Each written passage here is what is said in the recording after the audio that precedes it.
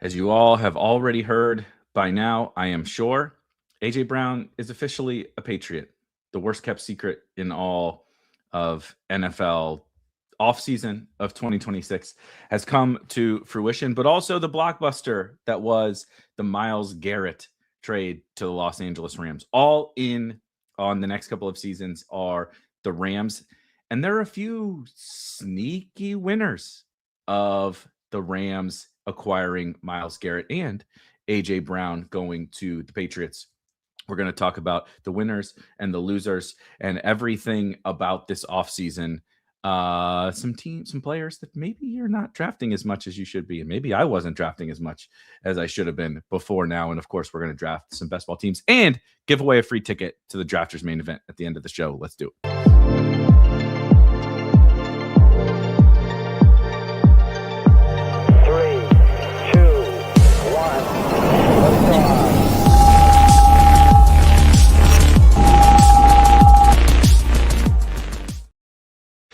Hello, welcome in. Yes, GM from the Cot Crew, Cojones on the Table crew. Good morning. Good morning. I already dropped a link to the Google Sheet that will allow you to enter to win a free Drafters main event ticket on this show. If you never joined us before, welcome. If you can hit thumbs up on your way in, subscribe to the channel, all of that fun stuff. Every draft that I do for the rest of the summer, our good friends over at Drafters have allowed me to give away a free ticket to their main event, a $15 tournament with a $250,000 top prize. Cumulative scoring over the course of the entire season is the Drafters format, and they added weekly prizes this year. So every single week of the NFL season, you can win $5,000. And as I said, we're going to give away a bunch of free tickets over the course of the summer. Super quickly, I wanted to get, I think everyone is sort of like, we've kind of all been expecting the A.J. Brown trade. It's not really like, honestly, that much of news. So I don't want to dive too deep into it. But of course, A.J. Brown is officially a New England Patriot. And no, Kayshon Boutte did not get traded. Our wild fantasy speculation that, Kayshon Boutte is probably not necessary for the Patriots. Well, the Patriots are not believing that. And maybe they still will. Who knows? There's plenty of off-season left, but Kayshon Boutte is still a New England Patriot. And of course, A.J. Brown steps in. I do think from just super quickly from the Patriots side of things as it pertains to A.J. Brown, of course, good for Drake May to add, an air quotes wide receiver one. I will say A.J. Brown definitely took a step back last year. A.J. Brown has been one of the most efficient superstar dominant, particularly against man coverage, which is something we'll touch on in a little bit, has been a dominant wide receiver on a per route basis for his entire career. Essentially, last year was the worst year of his career in that regard. He's aging. He's aging. He's dealing with some injuries. Certainly in recent seasons, really in his career, but last season, was dealing with some injuries. And so maybe it was just the injuries. Maybe he was just unhappy. Maybe him and Jalen Hurts didn't fit. The Eagles offense was clearly a pretty big shit show. But I think there's at least some cause for concern. I personally, how I'm attacking it with A.J. Brown on the Patriots, I'm not going to get out over my skis. He's probably good and he's probably a good pick. And I have him ranked as such, but I'm not like, oh no, now A.J. Brown's on the Patriots. Like, he's been ranked for me and drafted for me as though he was a New England Patriot all along. And so was there a little bit of doubt around that? Sure. But I think we could all connect the dots and we all read the same speculation. I'm not moving him up. I don't really think anyone should, or Devontae Smith or Mekhi Lemon or anything like that. They were already ranked for me accordingly, which of course you can get the Spike Week Best Ball rankings as a part of Spike Week Premium. All the tools you'll see, the Discord, which we have today is Lab Day in the Spike Week Discord on Wednesdays at 6 p.m. Eastern. You can join us, come hang out. It's kind of like this, except we're actually, it's like hanging out at the bar, the virtual bar with me and a bunch of other Spike Week sickos in the Discord. I really, as sad as it is in A.J. Brown getting traded, is just like not really much news, frankly. I do think what is interesting about the Patriots wide receiver room as it stands now, right? So what Stephon Diggs is gone, A.J. Brown is in, essentially. Romeo Doubs, right? Romeo Doubs in. What is kind of fascinating is outside of Pop Douglas, the Patriots don't have what we would consider our traditional slot receiver. Now, right, we have modern football. We have all this 12 personnel and 13 personnel and all this stuff, and teams are not playing as much, 11, 10, et cetera, with these traditional slot receivers. But even the teams playing the absolute most 12 personnel are playing at 30-something% of the time, right? So that's still 60% of your plays where you probably have a slot receiver on the field. They'll call it fit, right? You guys get the point. More than half your plays, you're still playing in multi-wide receiver sets.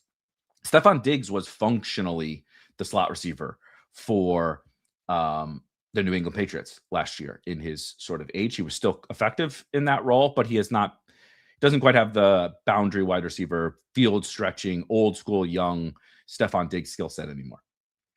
We replaced Stephon Diggs with two of the most outside wide receivers you could possibly. AJ Brown and Romeo Doubs it's going to be great for Drake May. They are upgrades for the New England Patriots out there. You have Mac Hollins on the roster. You still have Kayshon Boutte on the roster. These are outside wide receivers. So what does that mean for the Patriots? Someone is probably a little bit undervalued here. Either they have plans to move Kayshon Boutte inside in 3 wide receiver sets, right? He's not going to play over Romeo Doubs and AJ Brown in 2 wide receiver sets, but in 3 wide receiver sets, they either have plans to play Kayshon Boutte on the inside, or there's been a little bit of drumbeat this offseason, very little, but a little, of Pop Douglas. Mike Vrabel has a quote, shout out Coach Speak Index, along the lines of, Pop Douglas is a playmaker, and we need to figure out this year how to get the ball into his hands a little bit more. I think that's interesting. Probably more so on your DraftKings, Drafters, PPR sites. Pop Douglas is not going to go scorched earth, I don't think, and just become a superstar wide receiver. He sort of is what he is. But I think I'm going to be adding him into the back end of our rankings as a draftable last round wide receiver, because I think it's genuinely possible that Kayshon Boutte has sort of, he had a couple of good games, but he was not particularly effective. Definitely not efficient, definitely worse than AJ Brown and Romeo Doubs. I think Pop Douglas is an intriguing late guy to say. I mean, he's been efficient. They used him in a myriad of ways last year. He was quite effective out of the backfield, actually, as a receiver. And maybe he even is their 3rd best pass catcher. Hunter Henry is sort of just what Hunter Henry is. They're definitely going to run some 12 and 13, like all these teams are doing. But Kyle Williams was the last one to touch on. I think it's possible that Kyle Williams becomes that guy too. Was not really what he was in college, but guys can change. So I would cast my vote for Pop Douglas amongst all of this: Kayshon Boutte, Kyle Williams, Mac Hollins, and Pop stuff, specifically because of the archetype of wide receiver that they need and the archetype of wide receiver that he is.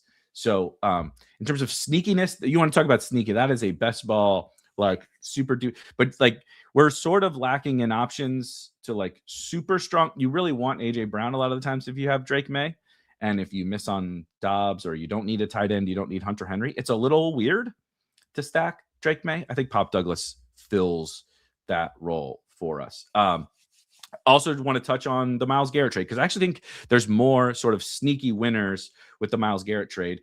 There was not an offensive player traded in the Myles Garrett trade, and yet I think it's more fascinating for the fantasy ramifications than the AJ Brown trade even is, right? I'm coming up with Pop fucking Douglas as the takeaway from the AJ Brown trade. Myles Garrett is one of the best defensive players of all time. At this current moment, he is the best wide receiver, the best defensive player in the NFL. Say whatever we want about PFF grades. I think that they're indicative of this point for Myles Garrett. This is filtered by pass rush grade, so it's not everything. But we just all defensive players, their grade across everything that they do, right, on the defensive side. Will Anderson, Fred Warner, who only played 6 games, Myles Garrett, Micah Parsons, Aiden Hutchinson. There's your top 5. Makes sense to me. You could argue that Myles Garrett is the best. Him and Will Anderson are the best defensive players in the NFL, given that Warner, Warner is a star at linebacker, but only played 6 games. He is essentially the best pass rusher in the NFL. The only guys ahead of him are some part-time players like Tyrese Knight only rushed the passer 21 times, right? Benford and Jamel Dean are corners. So those pass rush grades are a little bit. He just straight up dunked on everyone from a pass rush perspective. And I think, right, our eyeballs, we don't need this data, but it's helpful to just have something that says, I'm pretty sure Myles Garrett is the best fucking defensive player like I've ever seen in my life. Him and Aaron Donald and, some of the throwback guys. It's nice to have the numbers, some other people's numbers back them up. And so Jared Verse was very good, right? Jared Verse was a very, very good football player, but something that came up after this was shout out to Versaire is his name in the Discord, and called out like, man, I think this is going to be really good for like the Rams running backs. And I was like, yeah, Jared Verse is really good. I'm like, it's obviously good. It's obviously good.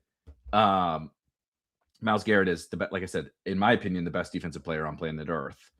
And the things that Myles Garrett was able to do last year on that Browns team, given what was around him, is kind of absurd. Like Will Anderson is absolutely absurd, but he is also surrounded by a bunch of other absurd defenders.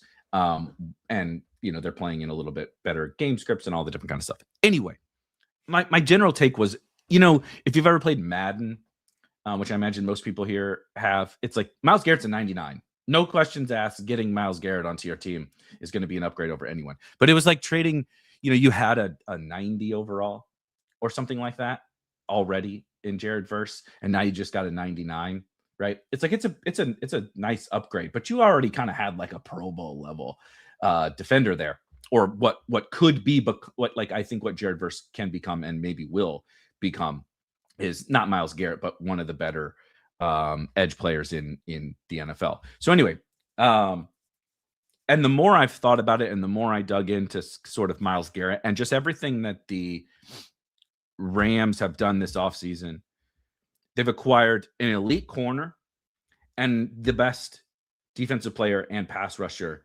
in the NFL. And they already had, if we go look, this is from an EPA perspective, right, which is expected points added for, per play, right? So the amount of points you expect to add or lose on every single play. They were a top 10 defense last year without 2 of the best defensive players in the NFL. Now, again, they lose Jared Verse. They upgrade to Myles Garrett. Still, this is an upgrade. We already know that the offense is going to score some points and put them in some good situations. They're one of the best teams in the NFL. They're one of the best offenses in the NFL. But they now took a top 10 defense and probably moved it up here somewhere. Not the Texans, probably not the Seahawks, maybe in Vikings territory. And so what does that mean, right? Trickle-down effect. More positive game scripts. They are a pretty high pass rate over expected team. You see they are third at plus 3%. They are third at plus 3% in PROE last year. So they were willing to pass the ball, on first down and all that kind of stuff, which is good. We're going to get more points, but raw passing volume could scale back. What does that mean? That means more rushing volume for more positive game scripts than we were already probably expecting for Kyren Williams and for Blake Corum. I already had Blake Corum a little bit ahead of ADP, but Kyren Williams is probably going to be a guy who has been a total blind spot for me because he's a whole lot of oatmeal, if we're being completely honest. He's not a super special talent. He doesn't have like the super special workload. It's very good, but he's just a Rams running back is the reason why we're drafting Kyren Williams. I think I'm going to make sure that I take my medicine with a Kyren Williams in the sort of as part of the trickle down effect of this trade. And Blake Corum now he was already kind of the highest value handcuff. I think there's potential for him to have more usable weeks now than we expected, just because I think that as I looked more into this, I do think that this puts the Rams defense not at the very tippy top, but closer to the top. Just more favorable field position, more favorable everything. And they already have an awesome offense. They're already going to play a ton of heavy personnel, which is good. right? They have 5 fucking tight ends on the team and like no wide receiver 3. They're going to play a ton of 12 and 13 personnel, pound the rock, and play defense with one of the best defenses in football. That seems pretty good for these running backs. I'm not adjusting Puka. I'm not adjusting Devontae or Stafford or any of that. Those guys are going to have such heavy target shares, and Stafford's going to continue to be efficient from a fantasy perspective that I don't think it really changes anything for them, even if they're a little bit more run heavy. But something to think about, I think, with those running backs, if you were like kind of as lukewarm as I was, I think some things have changed for them. Last, we should also look, if we're going to talk about the impact of Myles Garrett leaving the Browns and going to the Rams and how big of an upgrade it is, as good as Jared versus, it's a whole different ball game in Cleveland now. They were up here in that Minnesota Vikings tier from a defensive perspective, you know, again, after the Texans, after the Seahawks, in this second tier of defenses. One of the best in football, despite the fact that the offense is bad, despite the fact that they went 5-12. The Browns were one of the best defenses in football. They're not going to be. They're not going to be the best defense in football anyway, anymore. So, or one of the best defenses in football. They're not going to be the worst, but they're definitely not going to be at the top anymore. I think you swap them down here, down more in this mushy middle, right? Chiefs, Lions, Bucks, Falcons, Raiders, etc., into this middle tier of defense. Now, what does that mean? Well, their opponents, Lamar Jackson gets to play them twice, and Myles Garrett ain't coming for him anymore. Joe Burrow probably went streaking around his multi-million-dollar neighborhood after Myles Garrett got traded out of the division to put with the Rams. The opponents of the Cleveland Browns are going to be breathing a sigh of relief. And I'm sorry, Jared Verse, you're just not Myles Garrett. Opponents are going to be able to move the football more easily on the Cleveland Browns. Opposing passing attacks are going to have more time to pass that without Myles Garrett breaking through double teams and still splitting Joe Burrow in half. Aaron Rodgers might be able to breathe a little bit during games with the Cleveland Browns. And what you can get now in game environments with the Cleveland Browns has changed. So again, the Ravens play them twice, right? The Bengals play them twice, but it helps. Everything helps. Maybe a little bit more so on drafters where that matters twice. And if they don't play in week 17, who gives a shit? But Browns opponents, from a best ball perspective, if you're looking at the schedule, if you care about the schedule, certainly if you care about week 17, all that kind of stuff, or the playoff weeks, Browns opponents have gotten a nice little boost here after the Myles Garrett trade. But what about the Cleveland Browns? If the Browns defense is worse, if opponents are going to be able to score more effectively, we don't think that the Browns offense is going to be anything to write home about. I kind of like the weapons, but Deshaun Watson, Shedeur Sanders, Dylan Gabriel, Taylor Green, just not good enough, right, to score a bunch of points. But they're going to be trailing more. So who benefits when the Browns are trailing more and have to pass more? Well, not Quinshon Judkins. Quinshon Judkins, 2-down thumper back, at least last year. Maybe that changes, right? Maybe Judkins learns to play on third downs in obvious long down and distance or passing situations. I wouldn't bet on that, given his profile and given what we saw last season. And so if Judkins is a 2-down thumper on one of the worst teams in football, who's now playing from behind a lot more, this has pretty scary outcomes. It's not that he won't ever have a good game. They're not going to be down 21-0 in the first quarter every week. But it's not that he won't have good games, but you're paying a pretty real price for Judkins. And he's going to be awfully game script dependent, and a lot of those game scripts are going to go south. On the flip side, the pass catchers benefit, right? Harold Fannin, who I project to have the highest target share on the team, who is one of my favorite tight ends in all of football. Decent little boost for Harold Fannin. Kevin Concepcion sounds pretty good. Denzel Boston, if you like Jerry Jeudy, and Dylan Sampson as a guy who can catch passes, who caught a lot of passes last year. And me and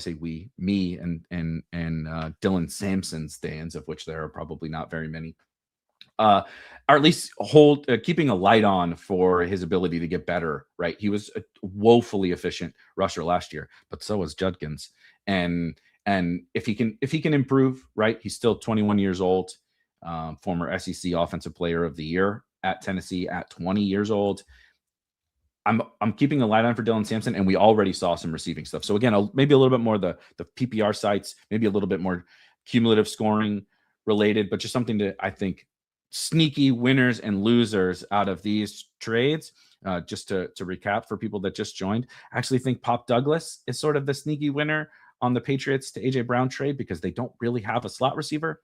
And then from the Myles Garrett trade, Kyron Williams, Blake Corum, and the opponents of the Cleveland Browns. Anyone who gets to play the Cleveland Browns get a nice little boost.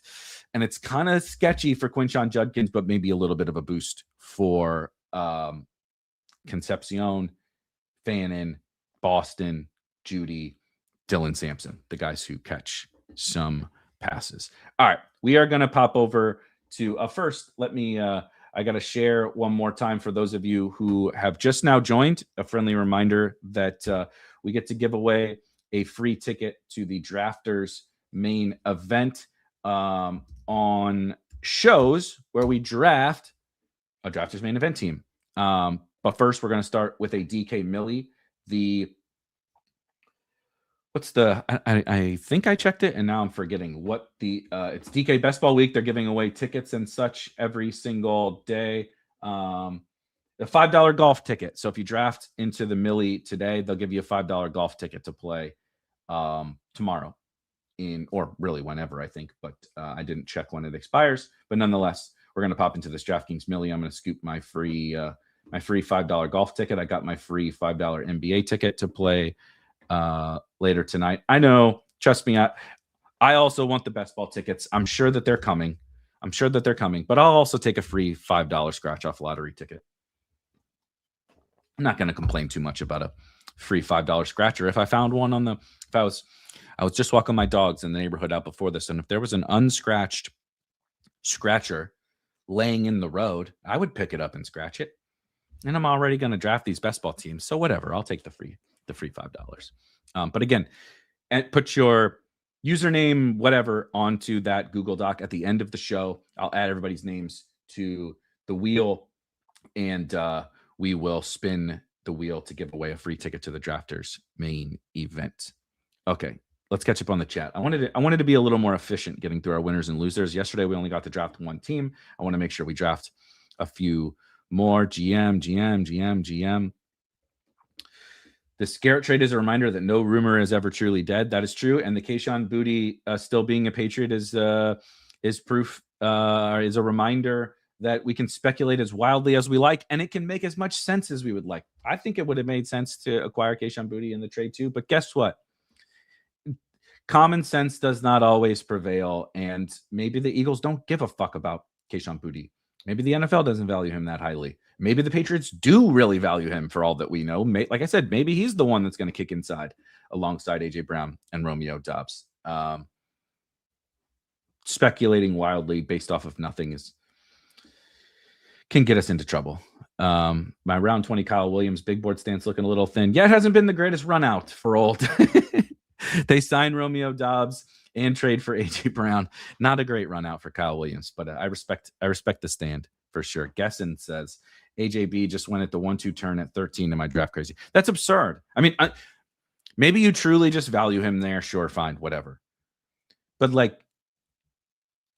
maybe it's a concession. You've just been living under a rock. And sure, fine, whatever. But the market, the best ball market especially, we double count these things constantly, and I think it will adjust back. But in the very short term, you'll see AJ Brown move up. Right, he's up to here on DraftKings, which updates very quickly. He's at 24. It's about normal for AJ Brown at 24. I can tell you what he's up. Wow. Okay. I'm taking Gibbs. I'm sorry. If I can get Gibbs at 2, I'm taking Gibbs at 2 because the 101. So Super John, shout out Super John took Jamar Chase at the 101. Good morning, Chris. Morning, stoners. Poor Jared Verse. Amen. If Darnold comes back, that being Darnold, if Aaron Donald comes back, Garrett might not be the best defensive player on the Rams. I did love Aaron Donald. One of my favorite stories about Aaron Donald, when he got drafted by the Rams, they were still in St. Louis.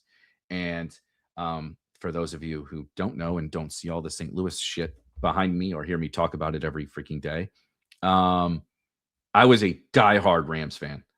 So much so that a buddy of mine and myself, we were like huge diehard fans. Specifically, loved like the roster building and the draft and all the different kind of stuff. We grew up with The Greatest Show on Turf. I was 11 when The Greatest Show on Turf won the Super Bowl against the Titans. But anyway, so we were huge fans. We started a little blog, ramscentral.com, RIP. And we would go to training camp. It's in a place called Earth City outside of St. Louis. And we would drive over there and go watch practice, like a lot. And they drafted Aaron Donald. And I was like, whatever. He's a first round pick. He's obviously very good. But you show up and you're like, dude, he's like 5'9", and he's jacked, but I'm like, oh no, this doesn't seem great. And within 2 minutes watching him do any drill against an offensive lineman, he was fucking shoulder pressing 340-pound offensive linemen and putting them on their backs. And then they would load up to not get bull rushed, and he'd swim right by him. And instantly we were like, I'm not some defensive line guru, but I was like, yeah, they got one here. This dude is the most insane person I've ever seen in my entire life in person. You can get really close to the drills and stuff like that during the training camps. And I was like floored at how good Aaron Donald was. But yeah, Aaron Donald, what he posted on Instagram, staying ready or whatever it is. I highly doubt he comes back, but can you imagine Aaron Donald and Myles Garrett on the same defensive line? I'm sure Aaron Donald is in perfect shape still.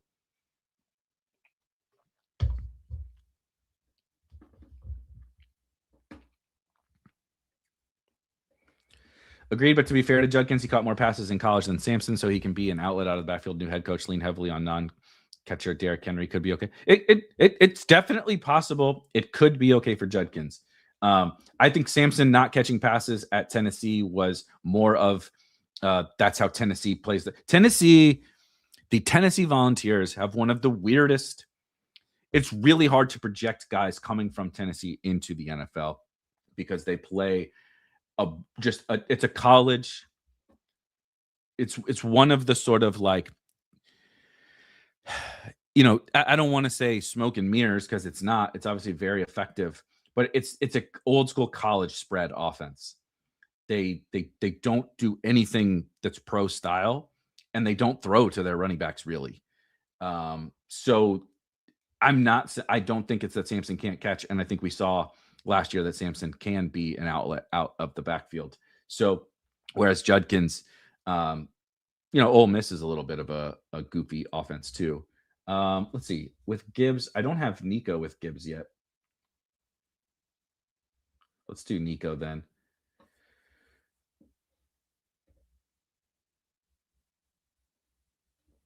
I have 4% target for Trey McBride.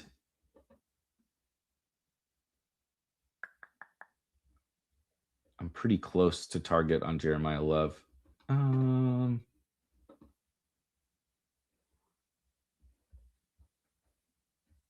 Let's do Trey McBride. I can get a share. I'm not going to have a whole ton, so I might as well get a little bit where it makes sense. But I think it's then genuinely possible that Judkins catches more passes.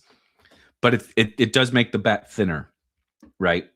When you need lots of things to change, and the situation hasn't really gotten better or changed, right? Like Dylan Sampson is still there. Rocket Sanders is still there, who can also catch passes himself.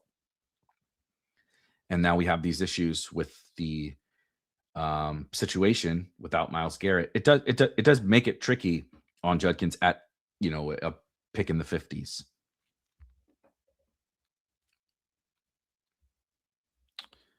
Five is my least favorite spot to pick this year. That's interesting. 6 is worse than 5. You guys are crazy.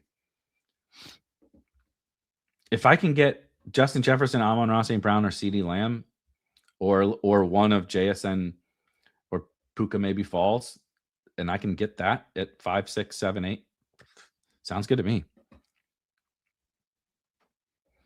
Totally agree. AJ Brown's price is just more of a normal pendulum swing that happens. I think Booty looked serviceable end of season. I think Kayshon Booty is, serviceable is totally fine. Let's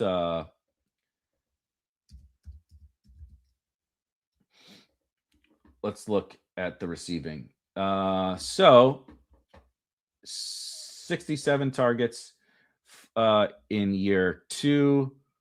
So, that one, oh, my face is in the way. I apologize. 1.45 yards per route run last year, 1.26 yards per route run last year, or the year before. Just taking a look here. 10% in the slot after, call it 14% in the slot in year 2. Grades, okay. What were we sitting at 8-out wise? But this is sort of part of the issue, right? 18 ADOT, 19 ADOT, 15 ADOT. He was kind of like a shot play player for the Patriots, which is fine. I think he can serve a role in an NFL offense in that regard, right? In that field stretching outside wide receiver. So serviceable, I think, is fine. I think is a totally reasonable. But that's sort of my but if that's your skill set and your team has AJ Brown and Romeo Doubs, and I don't think we should forget about Matt Collins. Matt Collins is also serviceable in that role and one of the best run blocking wide receivers in football. Also a fucking weirdo, but it's going to be tricky to get on the field,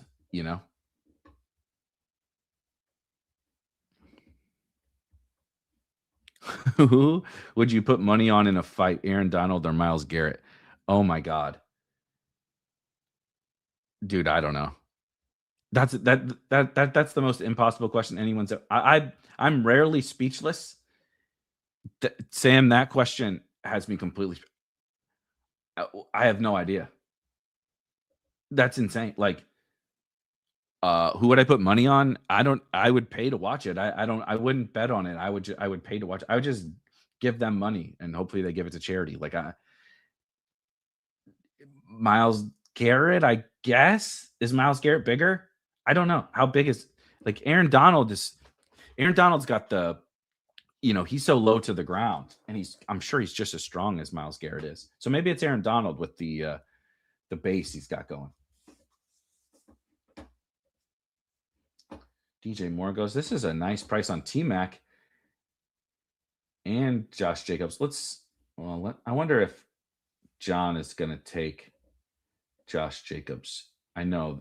I'm going to take Josh Jacobs because there's a few receivers here that I like, and this also seems like a pretty good time to get a pick 47. Josh Jacobs, I think, is reasonable. He's back at practice.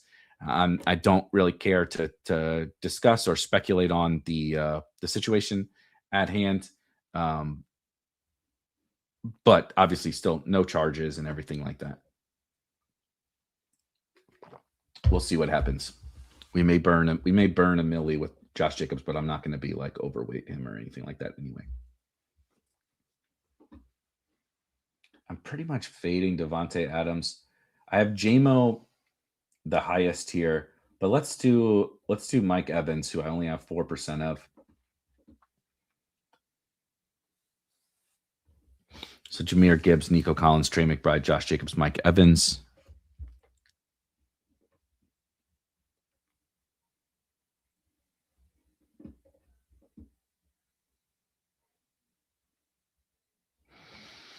Yeah, I think LED says Tennessee is like they don't run the air raid, but he's saying it's like when you play in the air raid in college, if your offense is like old school traditional Mike Leach air raid, right? If you play in that, it's not really super translatable to the pros. Teams run mesh and stuff, which is the basis of the air raid offense, but they run it in the pros, but it's not this, it's nowhere near the same, and same thing with Tennessee. I think teams have evolved, way back in the day, in those early air raid days and stuff.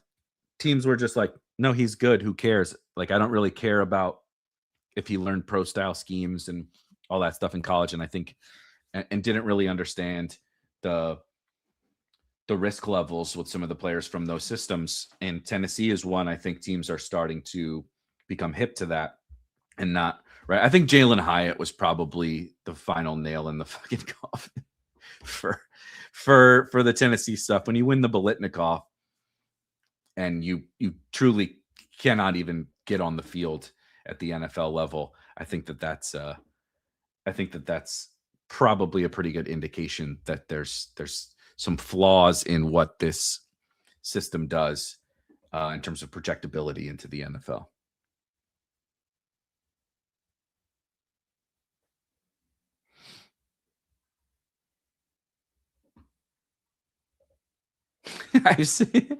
I saw a video of Kayshon Boutte working out recently. He looks like a normal dude, someone's slow uncle. So he's like Uncle Rico or whatever, or your uncle at the barbecue that's out there. This is me, by the way. Like we have like Easter, you get together and I'm the crazy old uncle that goes and plays with my nieces and stuff, like goes and plays soccer or basketball or whatever. So Kayshon Boutte, that makes me feel good, I guess. Keisha, I'm the slow uncle at the barbecue. So me and Kayshon Boutte are the Spider-Man meme.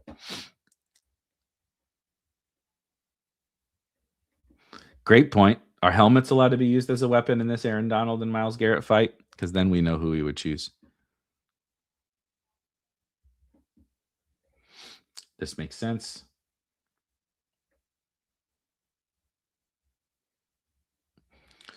In the fourth, I'm on the fence with Josh Jacobs. I love the price, but I think he may fall further. I do think it's very possible, but also I'm trying not to like go crazy in an attempt to find the bottom, right? We talk about this a lot where like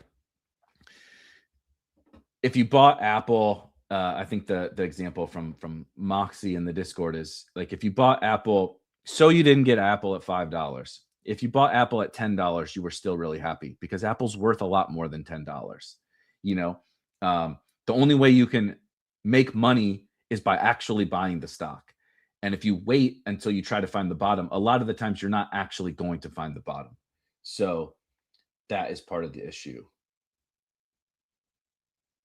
Let's do, I want to take Lemon here and then sort of see. We have Gibbs and Jacobs, Nico, Evans, Lemon, and McBride. Okay, wide receiver, not so great. Quarterback, though. We'll do Hurts. We'll do the Lemon Hurts stack here. Not one I do a ton. But I do like Mekhi Lemon, and I want to get some. Jalen Hurts stacks with Mekhi.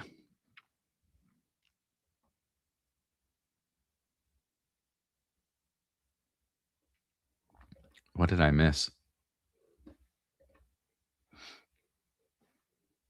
Oh, Garrett and Garrett plus Donald. I said Darnold, so I think I infiltrated your brain. Myles Garrett plus Aaron Donald over 1,000 gorillas. That would be a hell of a fight.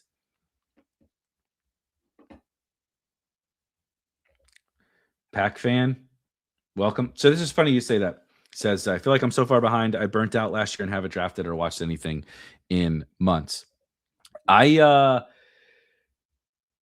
think most of the last 3 or 4 summers I've burnt out as well. And I think you guys know, and honestly, it's not from the streaming part. It's the feeling this pressure of like, like I think I showed you guys when I went over the portfolio last week or 2 weeks ago or whatever it was. Like, I mean, I want to draft a lot of best ball teams, but I also like felt this pressure that like I had to sort of, you know, like I run a best ball site. I have to draft 2,000 teams every summer. And like it made my summers less fun. I think I drafted worse teams because I was just like really trying to make sure that I hammered as much volume as possible, right? Because you're like, it was like vanity type stuff, optics, right? I'm like, well, I'm streaming all the time, and I'm promoting the game of best ball. I have to draft thousands of teams, and then I also ended up. So I think I was like burning out a little bit. Like I said, drafting poorly because of just forcing teams in, and then also like the college football best ball game is going to come out here pretty soon on Underdog. It's one of my favorite games, and I don't think I did it. I didn't do as much volume in that because I was so fixated and focused on making sure I got my million NFL best ball teams. I love the NBA. NBA Finals Game 1 tonight. It's going to be awesome. I understand not everybody loves the NBA, and that's totally fine. But I think NBA best ball is like really fun. Actually, like I had a team get to the finals. I finished like top 50 or whatever. Nothing super crazy, but I had a team get to the Underdog finals this year.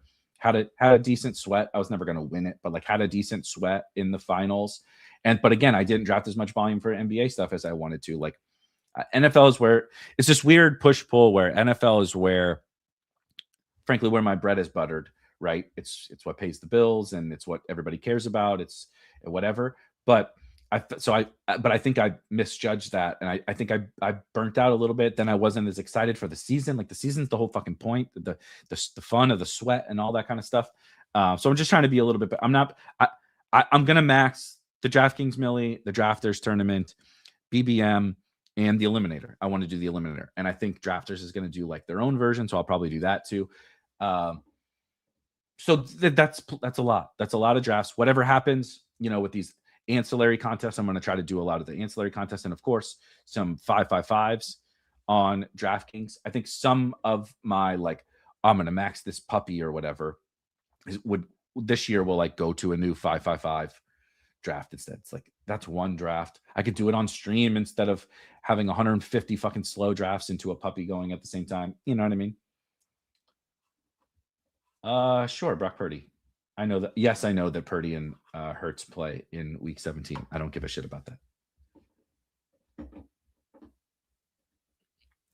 Appreciate the streams. I'm really starting to think Jordan Tyson is someone will be taking in George Pickens range in 2027 if he stays healthy. Wanted your thoughts. Yeah, so let me make this pick super quickly.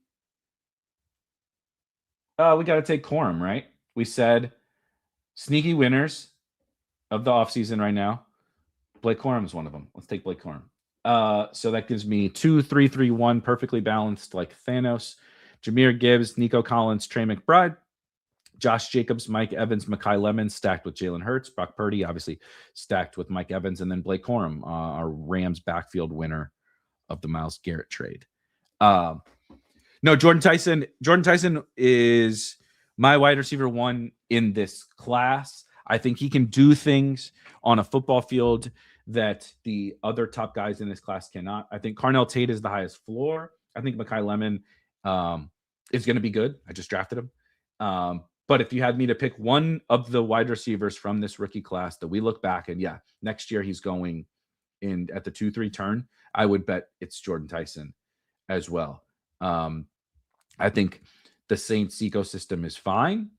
I still am not ready to call Tyler Shuck like a reliable quarterback just yet for his pass catchers, but I think I do trust in Kellen Moore, and I believe in the Jordan Tyson talent. We're not that far removed from like, dude, Chris Olave's got some serious concussion issues, or Chris Olave's like hurt every single week or whatever. We're not that far removed from that. Now Jordan Tyson has his own health concerns, but I think if there's one of those rookies that we look back on, like, I can't believe we took that guy, or we let that guy go in the 60s. I would bet on it to be Jordan Tyson as well. He has a wide range of outcomes. I think he has a wider range of outcomes, definitely than Carnell Tate, but probably even than Mekhi Lemon. But like, if I had to, like if my rankings, which are still up on the site, I think, in the strategy hub, Jordan Tyson, Mekhi Lemon, and Carnell Tate, I believe, is the order that I have those top three rookie wide receivers. But if I had to rank it from a floor perspective, I think I would switch Tate 1, Lemon 2, and then so Lemon just stays at number 2 permanently. But I tend to value the home run swing, and I think that Tyson is more of a home run swing than Carnell Tate is.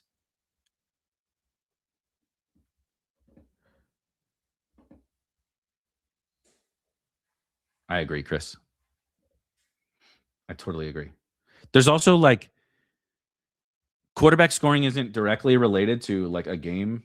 Like Jalen Hurts could run for 4 touchdowns with the tush push or whatever. Like, I know I have Mekhi Lemon, but like the only way in which quarterbacks score points isn't like in the shootout. And if it is in the shootout, like let's say I draft Tank Bigsby on this team, just as an example. What if Tank Bigsby is the scorer on the Eagles and the game does shoot out, but you want Purdy, right? It's like you wanted Eagles players, but you want Purdy. Now you got access to like, sure, that's the game that needs to go out, but now you have that needs to go off, but now you have a bunch of different paths to it. What if the game goes off, but it's Hurts and CMC, or Purdy's just fine, right? Purdy scores 19, but Hurts scores 35. The game goes off. It's like, what if they both go ham? Like, I just, it's one of those that I think sounds better because you're like, I want to have multiple shots at different games, and that's fine. But I don't think it matters really, like at all. Let's do our boy KC. This seems like a pretty good Kevin Concepcion team.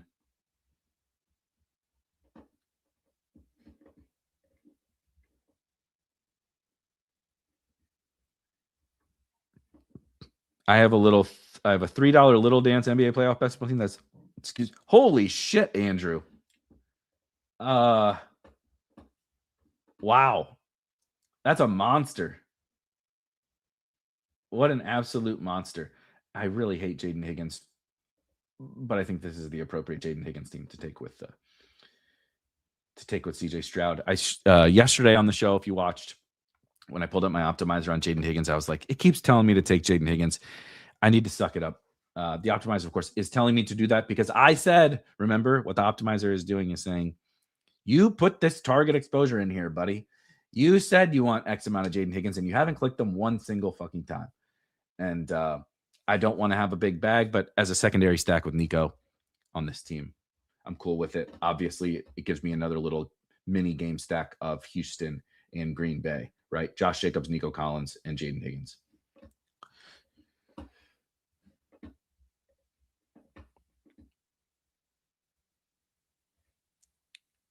If you knew the Week 17 game that had the piece or pieces you needed, so you drafted 150 different variations of teams that had a piece of that game, how good or bad do you think you would finish? I think, well, I think you would have the best shot of anyone to win one of these tournaments because the like you said, someone said it's Eagles, Niners, you have to have. I would draft multiple different pieces from that game on every single team. Their quarterbacks would be they would be all my highest owned players. But as we see very often, getting there is exceptionally difficult. And you don't know which pieces. You don't know, is it Dontavian Wicks? Right? Is it Dontavian Wicks and Kalen Black? You don't know. And then like, are you really like, how many times are you even going to take Dontavian Wicks and Kalen Black? And then like, did you, right? So you took those guys together twice. You have 2 shots.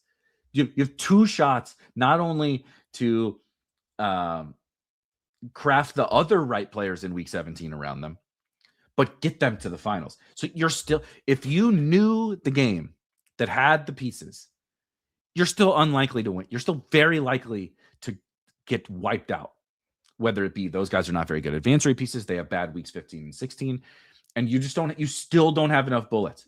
If you had 150 teams and you knew which game it was, you are still almost assuredly not going to have enough combinations of the right players to get to the finals.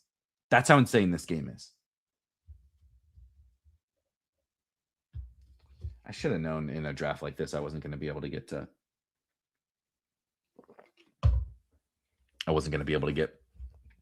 my boy Keaton.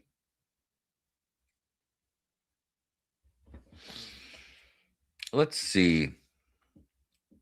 Shaheed plays those Eagles in week 15 and against Corum in week 16. And I have 2% and haven't drafted him on like any of these teams. Let's go for it. I also really don't love Rashid Shaheed, but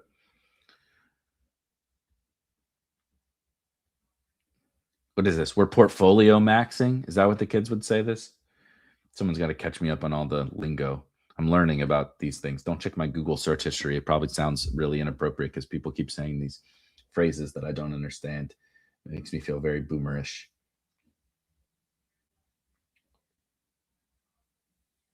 Let's do. I have a lot more Jalen Naylor, but let's do a Trey Tucker team on the opposite side of Trey McBride.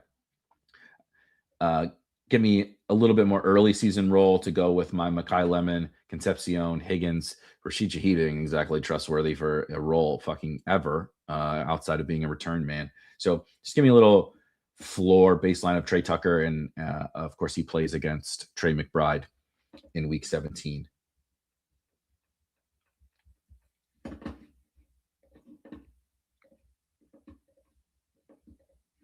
So it's funny you say this, Doc. We created a tool. You don't. First of all, you don't need Sims to do this, but I agree. We created a tool called where the hell is it on here now? Draft Rewind. That I want to. I've been meaning. There's always such a long list of things you want to cover from a content perspective over the summer, but we created this tool called Draft Rewind, where that's it. Build a lineup for the previous season and see how many points it would have scored in the weeks that mattered for the contest, right? So you can do it in Underdog, DraftKings, or Drafter. So you can go see like, okay, can I build the perfect lineup? And then it will tell you, did it advance? What was the perfect? I don't even know what the perfect lineup was last year. Couldn't get Derrick Henry. Is it McBride, Bijan McBride, and JSN? Bijan McBride, JSN. I'm trying to stick close enough to ADP. What would be Pickens and oh God, Pickens and Ibuka, Devontae Smith. I don't know. Let's just click some buttons really quick and build a team. Tell me who to pick.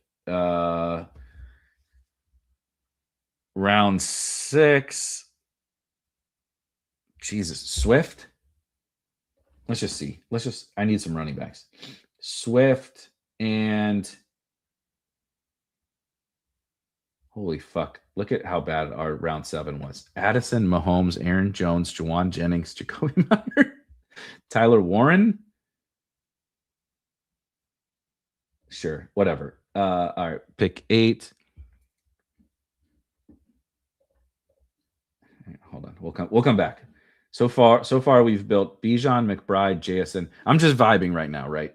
So this is going to be wrong, but anyway, we'll have some fun with it nonetheless. I don't think Warren's right because I think we want Pitts, right? Or Jawan or something. Definitely Javonte. Definitely Rico Dowdle.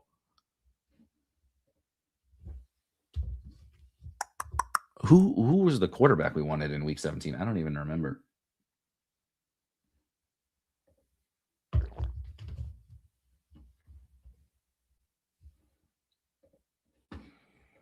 Are you doing any super flex drafts? What strategy are you liking in that space?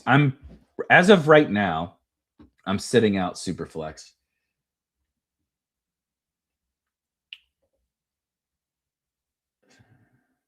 I'm going to do Samson. Slippy, Slappy, Swami, Samson. Way off.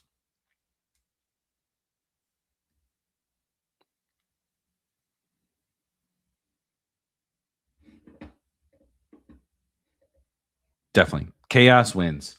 It's crazy, man. It's absolutely insane when you go try to put together see, now I'm going to take Tank and give me that path that we talked about earlier of like, okay, maybe it isn't Hurts in this game. Maybe Hurts is the week 16 quarterback and Purdy is, or vice versa, right? Tank helps me get Hurts to the final because the Eagles are good, but it's not Hurts in one of those playoff weeks. It's Tank comes through, right? Saquon misses a game or something like that. And then you get to the final and you show up and it is the Hurts lemon stack against the 49ers. Okay, hold on. Okay, round 8. Jesus fucking Christ. Boy, when we try to sit here and act like we know what we're talking about in the market, and then you look at the Josh Downs, Michael Pittman, Baker Mayfield. I mean, I don't even know what to say here, guys. It was Purdy. Okay, so you need Purdy. What was Purdy's price? Okay, Purdy's round 9. I need a round 8 pick. I'm just gonna click J.K. Dobbins just for fun. Purdy, round 9, round 10. Burden, round 11. Oh my God, Ramondre for sure. Ramondre, round 12. Okay, can I remove? Yeah, let's remove Warren and put a different 7th round pick in there. Let's just put one in. Jawan, sure. I don't remember if Jawan was the guy. Around 10, 11, because 12, I want Pitts, I think, right? I don't know. Let's see. Pitts 12, round 13 probably doesn't fucking matter. But let's try to build a real team. We have Bijan, Swift, and Ramondre. We do need some running backs.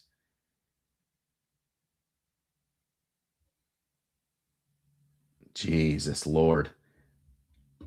I'm just putting Brian Robinson on there. 14, round 14. Also awful. Wandale. Let's just do Wandale plus Woody Marks is 14, 15, which means we need 16.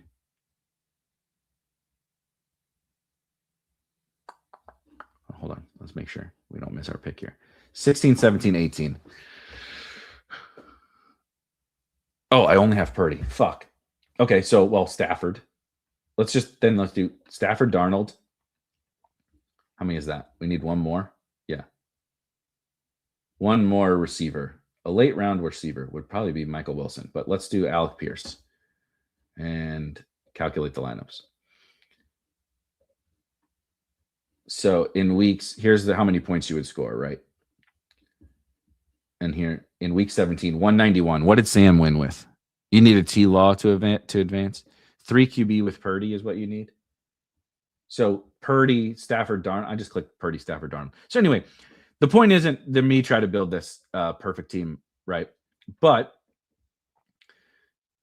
if you said Bijan, McBride, JSN, Pickens, Devontae Smith, DeAndre Swift, J.K. Dobbins, Brock Purdy, Luther Burden, Ramondre Stevenson, Juwan Jennings, Kyle Pitts, Brian Robinson, Wandale Robinson, Woody Marks, Matthew Stafford, Sam Darnold, and Alec Pierce. If you said, I drafted all of those guys, we know how awesome pretty much all of them were. If you went, okay, yeah, definitely get my boy Ray Davis on this team. If you went back and you said, look at all those guys I drafted, like all fucking smashes. They're all smashes. I don't believe this would have won Best Ball Mania. Yes, Sam had Purdy and Shuck, but again, did you need Purdy and Shuck? Like, I think Shuck was what helped him get there, right? But Shuck wasn't. Pat Fryermuth, come on down. But Shuck wasn't like.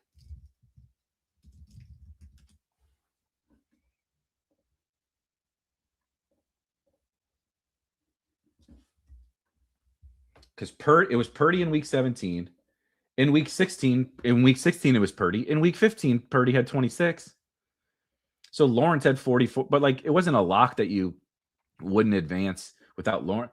Purdy was the quarterback one in week 16 and 17. So you needed the other quarterbacks to get you through the regular season, but Shuck wasn't the best pick for that. So it's a great example of what was on the winning team still wasn't even the optimal. That's the chaos part. Like that's pod variance. That's whatever. What you really wanted was what? From weeks 1 to 14, who's the quarterback? Like what's the quarterback rankings? Mahomes or Dak or May, right? That's what I put Stafford on here.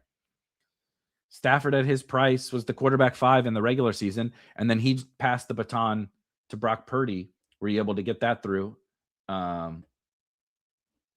But again, 191 wasn't even the highest score in week 17. But like again, like imagine that. Shuck was steady late season points, right? But what I'm saying is, I'm not saying Shuck wasn't valuable on his team. I'm saying there was a bunch of guys you could have taken for that. Right? Steady late season points. Patrick Mahomes, 29, 18, 14. Dak Prescott, 20, 22, 28, 24, 16. Drake May, 20, 17, 15, 19, 17. Matthew Stafford, 23, 14, 23, 13, 27, 27, 27. You know what I mean? There's other, like he had Shuck and that's what ended up working, but it didn't have to be Shuck. You know, see what I'm saying? That's what, when you look back, you're like, he did not have the optimal. And I just built what we would perceive to be more. He didn't have Bijan. I put Bijan in there. He had Derrick Henry. Like, Derrick Henry's not the optimal for the regular season. He had to have other guys like Ramondre, right? And Ramondre was also helpful in week 17, if I recall. That's the fun and chaos of all of this stuff. Is like you could go back knowing the answers, and it's actually a little bit difficult to build the winning team. And the winning team, if it was in other pods, isn't the winning team. You know what I mean? If it's in other, if people drafted differently in the draft against that team, it has a different result. If it landed in different pods, right? It was a low, a lot. What this happens a lot, right? Like I didn't win Best Ball Mania, but a couple of years ago when I finished in the top 10, I avoided. There was only 2 Amari Cooper teams in my week 16 pod. I had other good enough scores. Okay, hold on. I have 2, 6, 7, 2. I'm cool. 2 quarterbacks, 2 wide receivers. I'm very upset that my draft hacker went away. So let's do Jordan James. We just did. We don't have Christian McCaffrey. We have the 49ers stack.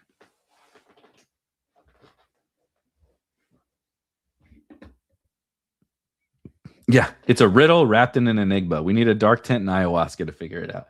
Aaron Rodgers could figure out best ball. That's for sure. I'm going to take...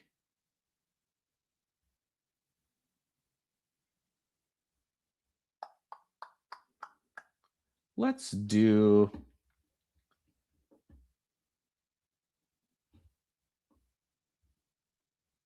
How about a Jacoby Lane share?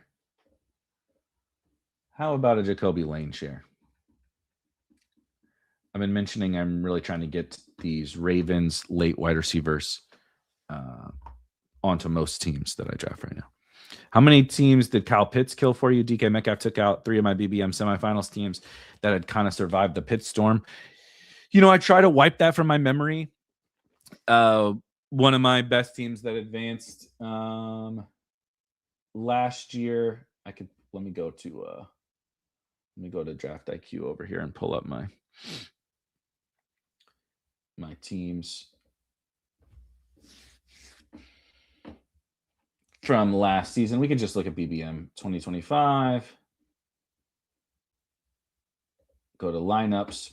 I had my best team. So I obviously drafted 150, and I had 37 Trey McBride teams. They had a 24% advance rate, but I had 1 or 2. So I think this ended up being my best team. I talked about it had that 40 ball from Trevor Lawrence in week 15. The 40 ball from Trevor Lawrence, but it only had Penix as a backup. But right, Jonathan Taylor, RJ Harvey, Cam Scadaboo injury. It had Javonte, Miles Sanders. That's funny. CD, JMO, Godwin, Debo. Right, but like I look at this.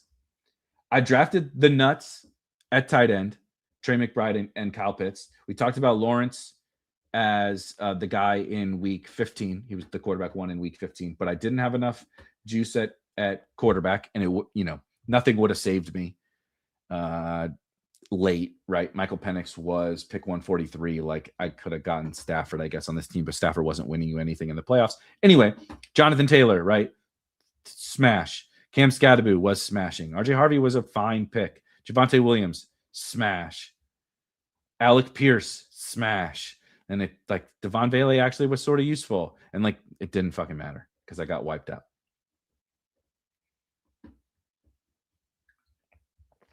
And that's another one. I drafted 37 of my 150 BBM teams had Trey McBride. And yet I only had one with Kyle Pitts.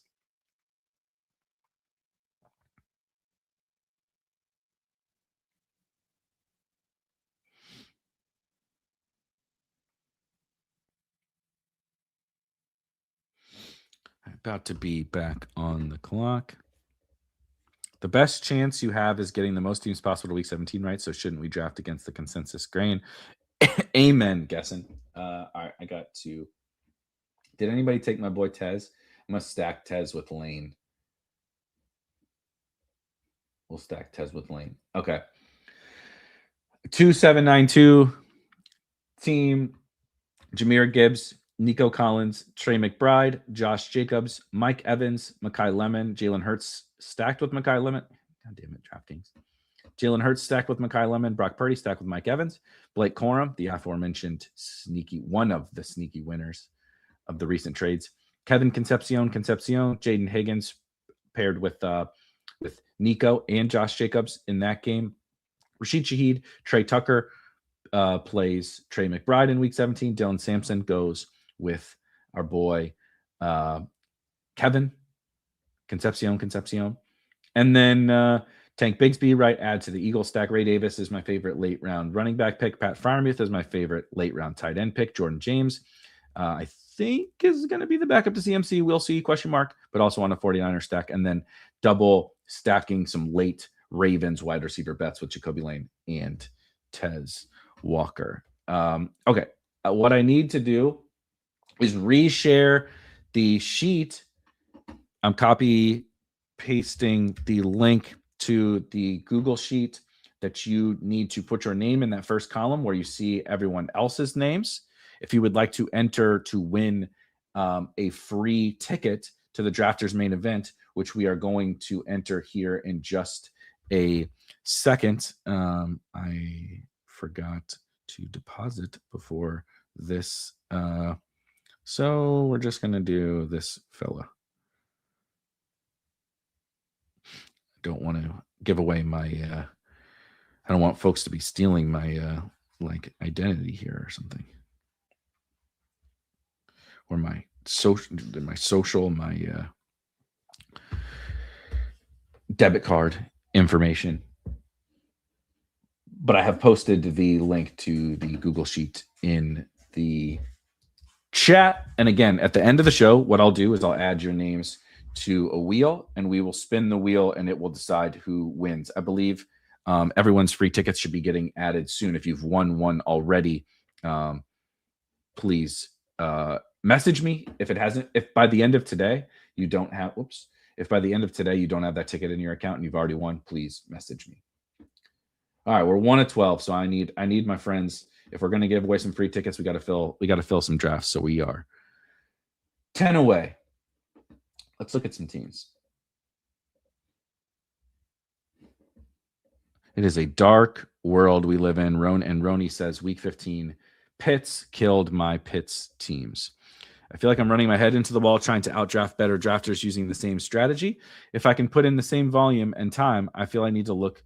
If I can't put in the same volume and time, I feel like I need to look out for an edge elsewhere. So it's funny you say that, because even though I do put in a lot of volume and I do put in a lot of time, I think it's pretty self-explanatory, if I'm being honest. I call it the cleanest path, but the easiest way, if you would prefer to say it that way, the easiest way to win a peer-to-peer game is by identifying the things that all of your opponents are doing the same, right? So like in DFS, like I had a pretty good night in DFS last night in MLB.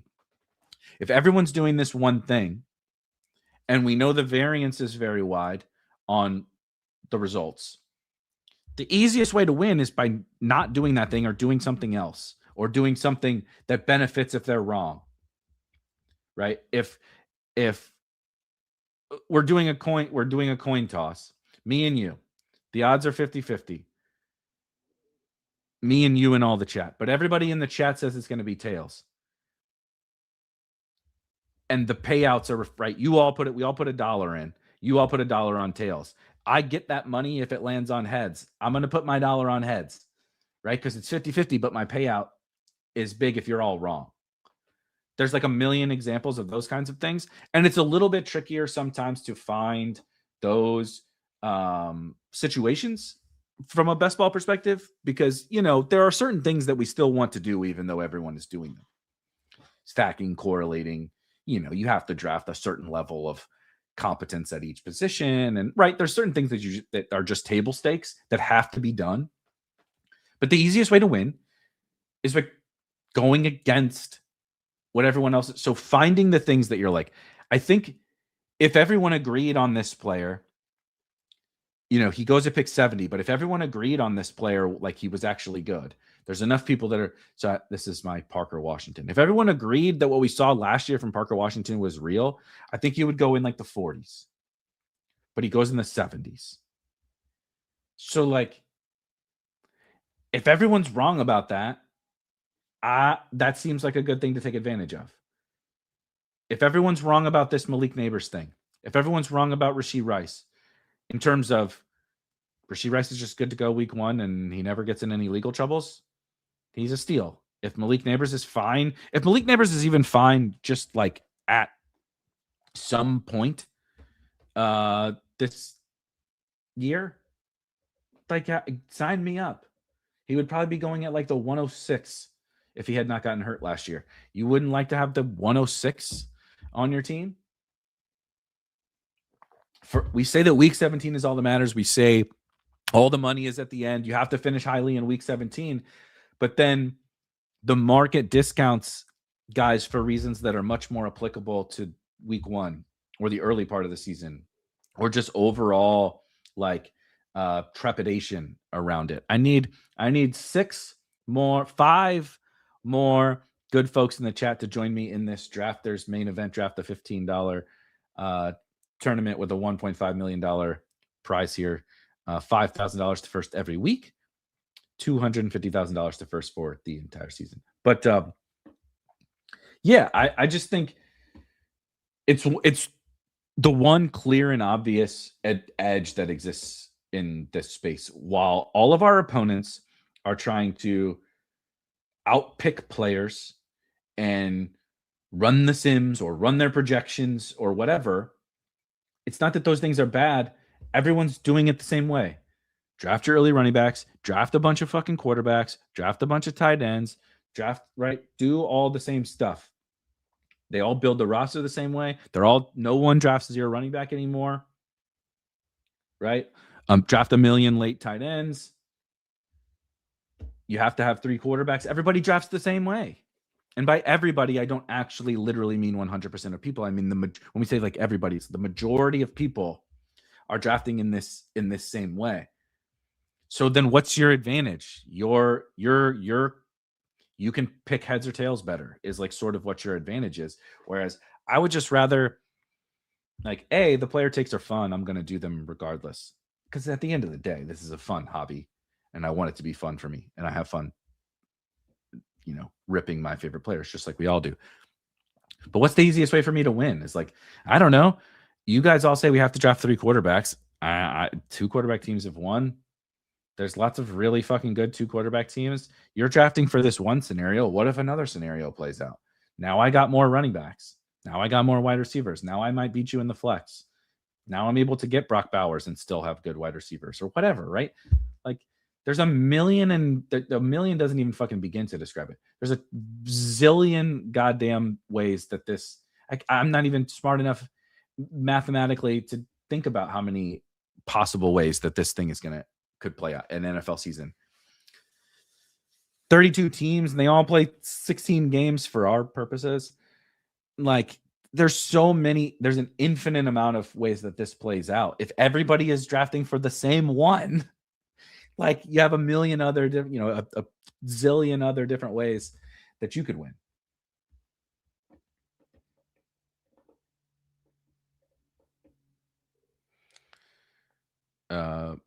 Better says, I think hero running back is going to end up being the best call personally. I think, but I will also say a lot of people draft hero running back too. Like the running back thirst is everybody feels uncomfortable not coming out of the first couple of rounds without a running back. We feel uncomfortable.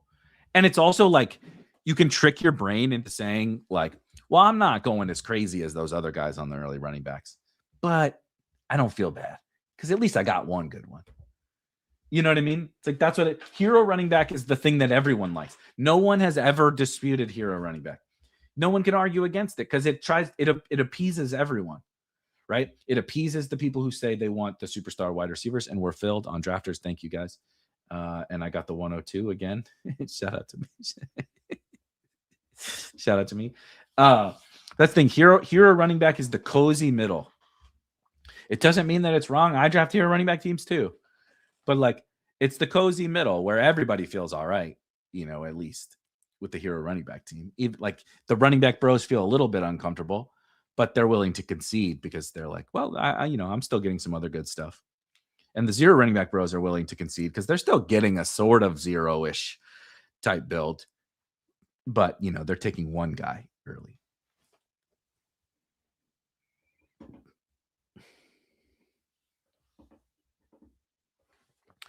Yeah, the amount of I don't even think it's fathomable how like every single player could get hurt. Every single player could have a good season. Every single player could have a good week 17.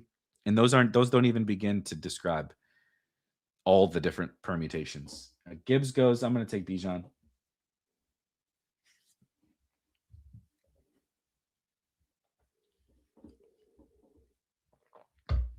Dorito says, if you're doing low volume, I suggest throwing ADP out the window and just get your conviction guys. I agree. I also think as fun as it is to do all this like game theory, strategy, whatever, as I said before, like what the fuck is the point if we don't, like we all have convictions in players. There's some people who I've met over the years doing this for too long now. We're going to get to 1,000 podcasts which is kind of insane, which is just what happens when you stream so often for 5 years. But I've met people who will say like, well, I'm not a player take guy. Like I don't have player takes. Like I think you don't have player takes in that person is like sort of being truthful in that you don't have player takes in the traditional sense where you're like, I think this guy is good. I think this offense is going to rock. You're like, you're a little bit divorced from that. But like literally everyone has player takes. Unless you just auto draft off ADP, right? Even then, you're probably setting some positional limits, which like has like a sort of a trickle down to like some player takes. Like everyone do you have more than 8% of certain players? Do you have less than 8% of certain players? Do you have player takes? Welcome.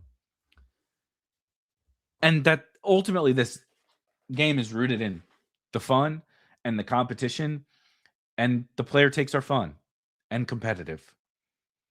So like I'm in, man. Like I don't want to go through a summer of not having player takes. It's not fun. That's the fun.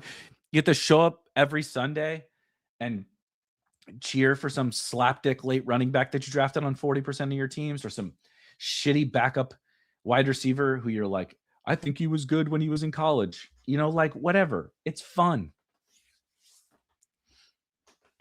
and we should be having fun. And as you said, if you're on limited volume, like, get your guys, put your cojones on the table, take a swing.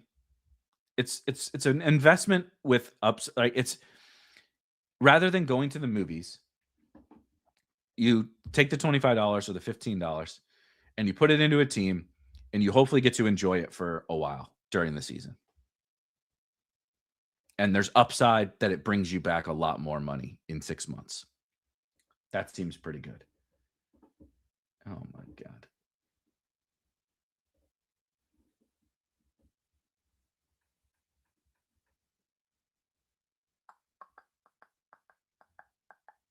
This is terrible. This is truly terrible. What is up with this ADP? I'm taking Rashee Rice. Fuck this. I'm not taking Derrick Henry on Bijan team. I'm not taking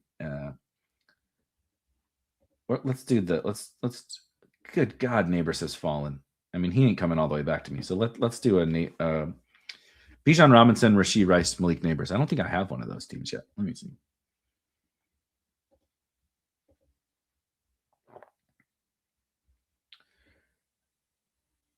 No, not DraftKings. Drafters. Let's see. Let's just go here actually. Go to the draft board, go to my Bijan teams, of which there are probably not very many, right? 2. I have 2 Bijan teams. One has Derrick Henry. One has AJ Brown. One has Jeremiah Love. One does have Malik Neighbors. But no, I have no Rashee Rice. So I do not have this start. Bijan Robinson, Rashee Rice, and Malik Neighbors. Who's on my Neighbors team? Rashee Rice, AJ Brown, Malik Neighbors, Terry McLaurin, Mike Evans, Chuba. Okay. So don't draft that.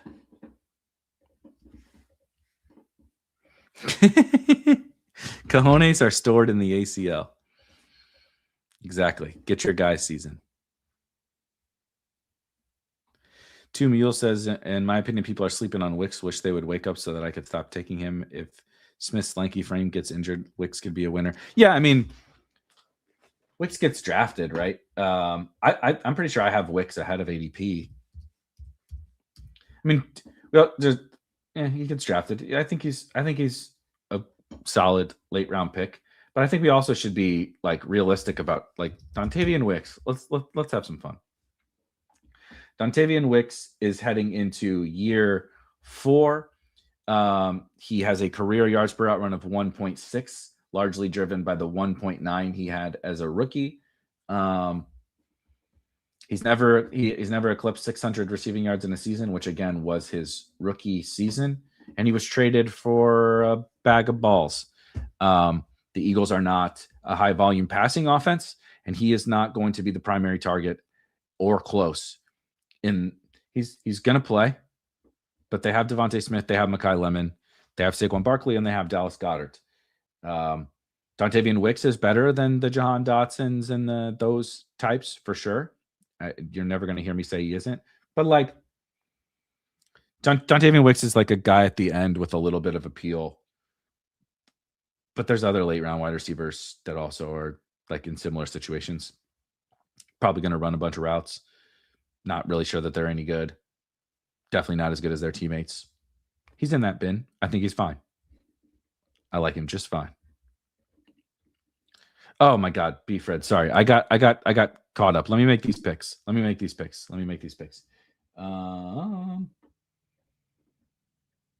we're definitely going to have a little bit of a different one here.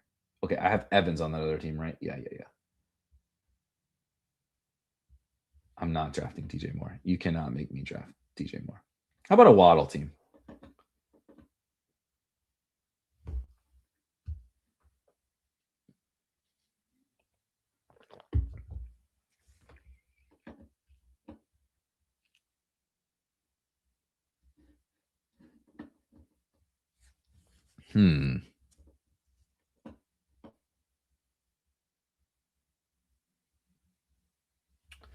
What to do?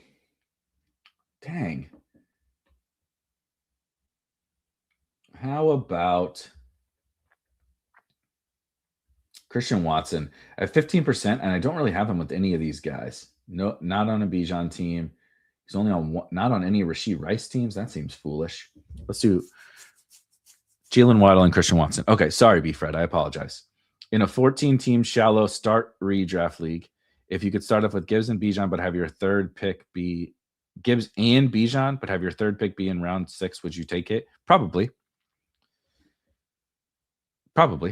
14 teams and you have Gibbs and Bijan? I'll fucking figure it out at wide receiver, I think. That's another one. I haven't thought it all the way through. You put me on the spot. That's very difficult. 14 teams. You're going to have some pretty shitty other positions, but being able to lock those two in every single week and you have the 1 and 2, like you're waiting until round 6. You're not, it's just like an auction. You spent all your money on those two guys. Stars and scrubs, auction. I think I would just then make sure I get a quarterback, punt off tight end, and take a million flyers on wide receivers is what I would do. You definitely did make me draft DJ Moore once. That is for sure. Hard to get good stats when you're on the Packers wide receiver carousel. That, my friend, is why we look at efficiency. That is why 1.39 yards per route run is bad. It's not very good. It's not like completely horrendous, but it's not very good.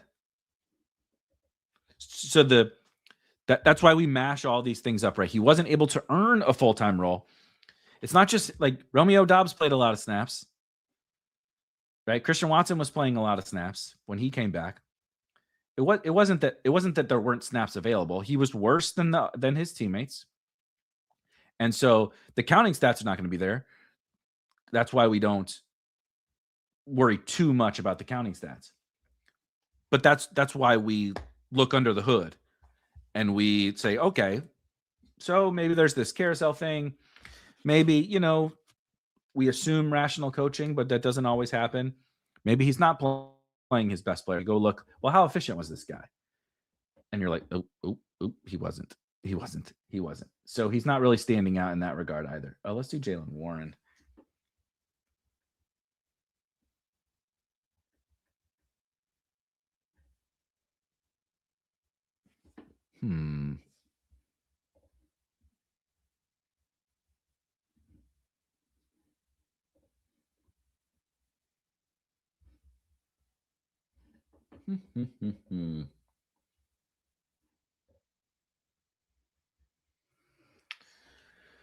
Metcalf, Lemon, Jaden Reed. Let's do Jaden Reed. Get a little Packer stack going there. Dontavian Wicks is gone, as we all know he was the problem, is what we're figuring out here. Getting Dontavian Wicks out of that wide receiver room is gonna solve all their issues.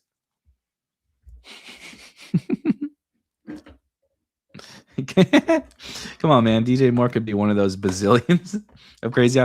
It's true. The craziest thing is, I think the DJ Moore price is laughable. I think it's absurd. I think it might be the worst price on the board. It's in contention. And yet, I'm willing to concede that it's possible I'm wildly wrong about that. And DJ Moore is 3 years ago DJ Moore.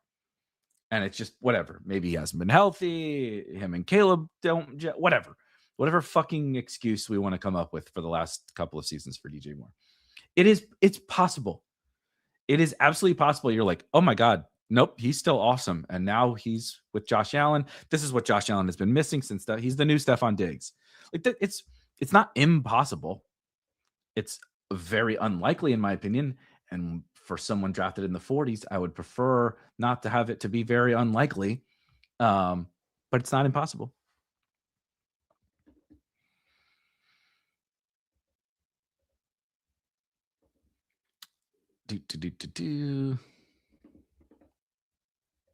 Oh, Chris, you're better than this.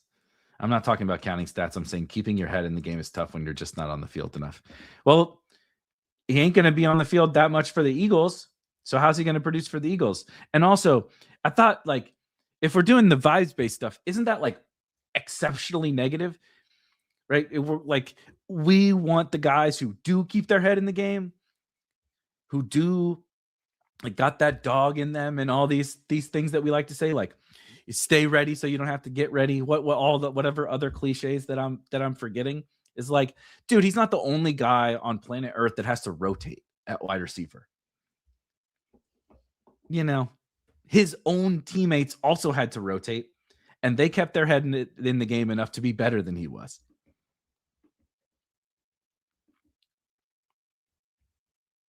Are you totally out on Devontae? Pretty much.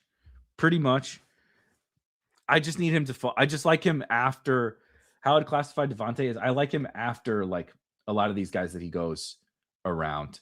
And so I wouldn't say that I'll have zero Devontae, though I have pretty much zero Devontae right now.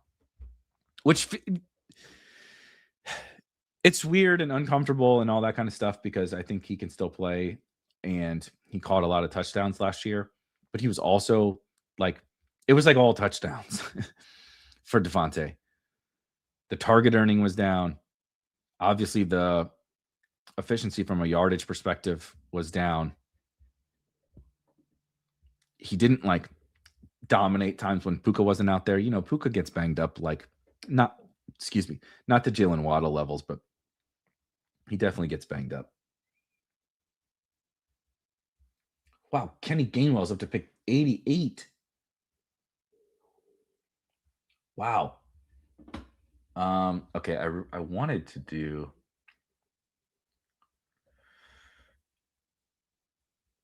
Wow. Okay. Holy moly.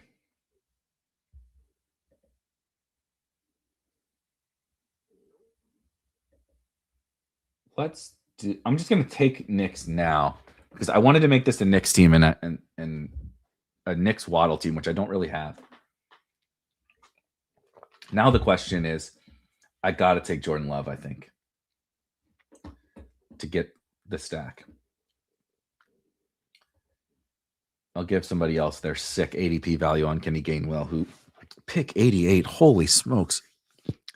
This has gotten away from me. This Kenny Gainwell ADP is getting away from me. Holy moly. I have 7%, and I like Gainwell. But goodness gracious. Interesting. Keon Coleman has to be an absolute jag for Moore's price to be correct, and I honestly don't think that's the case. Interesting. Shout out to Cloudy Head for being the one guy who still believes in Keon Coleman. I respect it. I do think I've come around to, like, Keon's draftable, similar to Dontavian Wicks, right? A reason why I don't think Wicks can be, like, some smash is, like, I don't know, if we're drafting guys who've been bad for multiple seasons because they're in seemingly good situations and they're going to run routes, is like, that's Keon.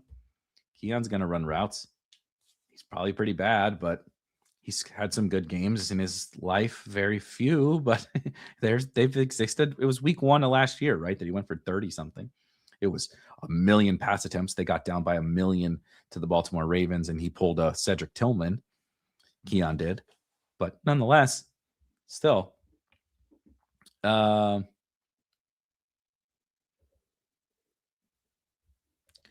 Well said, Christopher. The line from the NBA, just because you're not playing doesn't mean you can't play. When you get your shot, you have to produce.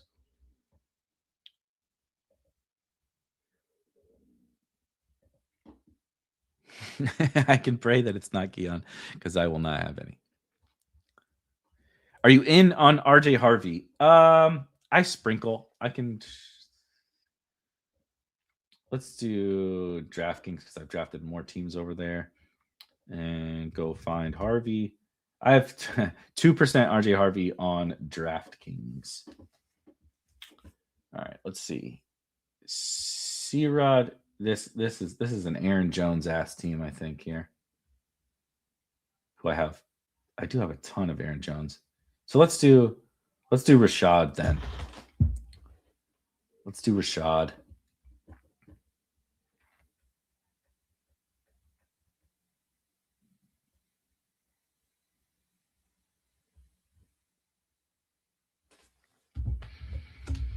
I know what I want here.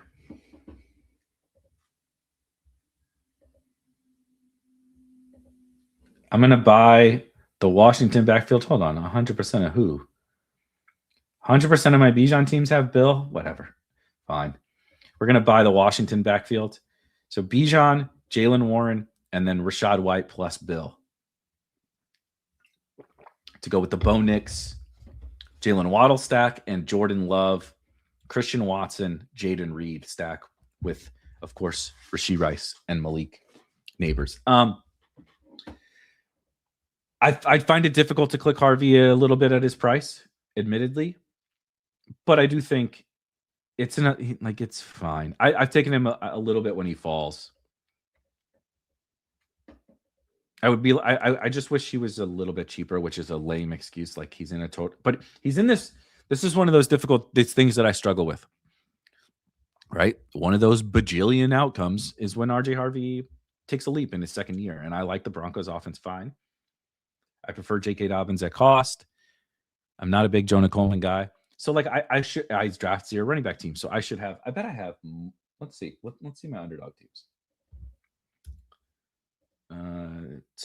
23 BBM so far. I actually did 2 this morning that I haven't uploaded yet. So I have I have 1 BBM team, 1 BBM share of Harvey. What about on drafters?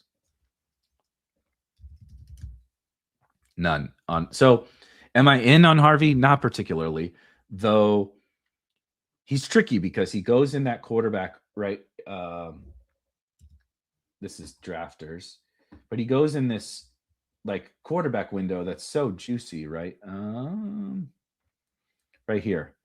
So he goes around Lawrence and Herbert and Mahomes and Dak and Dart and Goff, and like those are also like priorities for me at quarterback. And I place a higher priority on making sure I get the quarterbacks in the window that I really want.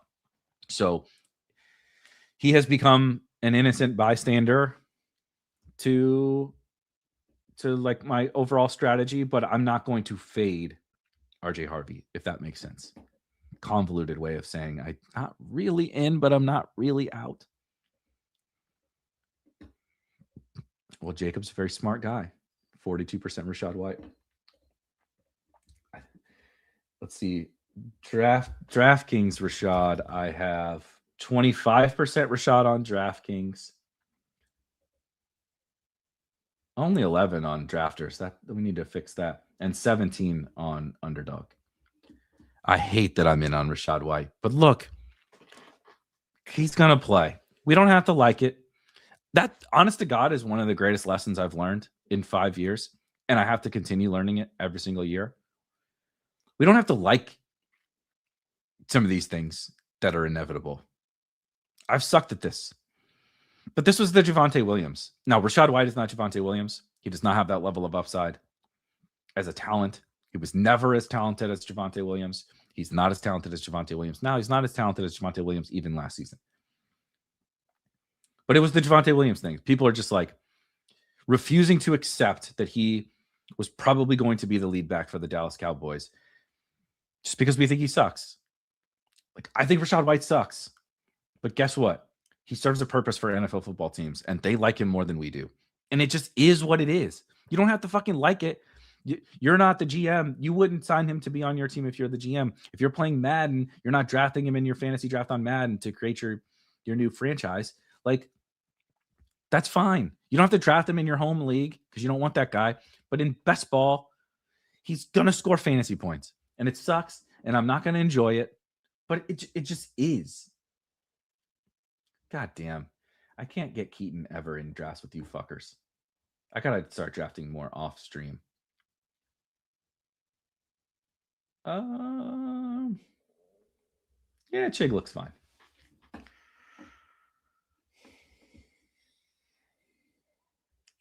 Juwan looks good on this team. Let me just, yeah. Chig and Juwan. to start off our little 3 tight end room here. 2 quarterbacks, Nixon, Love, 2 tight ends, Chig and Juwan with another one incoming. Bijan and Warren is nice. Speaking of hero running back teams, I do like Jalen Warren. And then buying the Washington backfield to go with Rice, Neighbors, Waddle, Watson, Reed.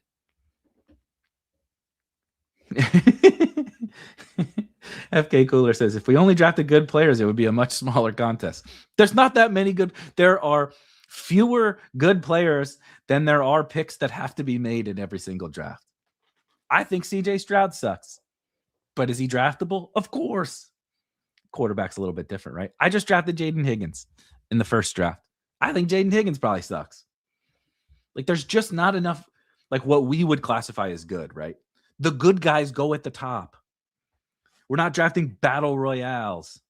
You know what I mean? We're drafting 12 teams have to draft 20 players. You have to draft some bad guys. And there's not enough good players to go around to all the NFL teams, so bad players have to score.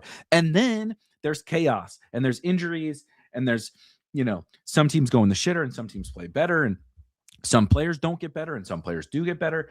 There's all this chaos shit that, like, bad players score fantasy points. It's not just, I don't want to have the whole team littered with bad players, but they serve a purpose. They serve a purpose for us in our drafts. And if we overlook the purpose that some players provide, or the upside that some of them provide in Javante's case, just because we're stubbornly playing NFL GM, and I've stubbornly played NFL GM far too many times. But that's not the game. We're not playing NFL head coach. You know what I mean? We're not playing, what are some of the, like, online games or phone games or whatever, where you are kind of like a GM and stuff like that. Like, I play my video games for that. I play NBA 2K. I play the show. I play college football. I play FIFA. Like, I play these games, and that's when I get to do that thing. That's when I get to take but in this game, I need some of these shit bumps. You just do.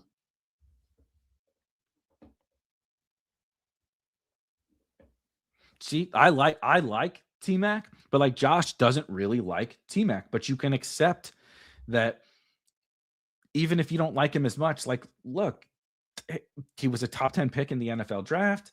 He's a clear alpha wide receiver 1 for an okay Panthers offense, however we want to classify the Panthers offense. I mean, they went to the playoffs and almost beat the fucking Rams. And it's like, look, he's a 4th round pick, whatever. You don't. The other thing is, you don't have to make these big stands on everything. If you're like, look, I hear you. I accept what you're saying. Rachaad White stinks, but I should draft him some. You could draft a little. No one says you got to do what Jacob did. You don't have to draft as much as I do, like 20%. You don't have to.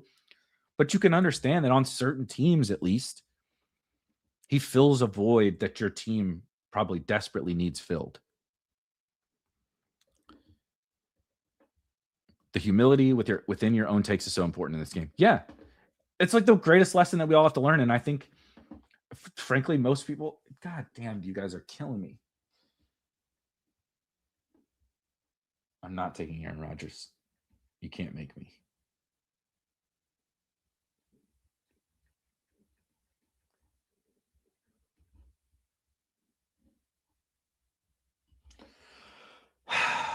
What's wide receiver looking like? Let's take boring ass Calvin Ridley. Here's another thing that you can do. Okay, you feel very uncomfortable with Rashee Rice and Malik Neighbors. I said this sort of yesterday. Like, so go try to draft a team. You're worried about their early season role. Okay, Calvin Ridley helps with that. How about Malik Washington? Malik Washington probably helps with the early. You're like, oh man, maybe Malik Neighbors doesn't come out of the gate super hot. Okay, well then get Malik Washington. I like Malik Washington more than the average Bear, but I can accept the fact that, look, he's probably just a whatever slot receiver in the NFL, but he should probably score some points at least early in the season. Like, okay, Calvin Ridley, Malik Washington. I don't think Calvin Ridley is that good anymore either. But on a team with Rashee Rice and Malik Neighbors, sign me up.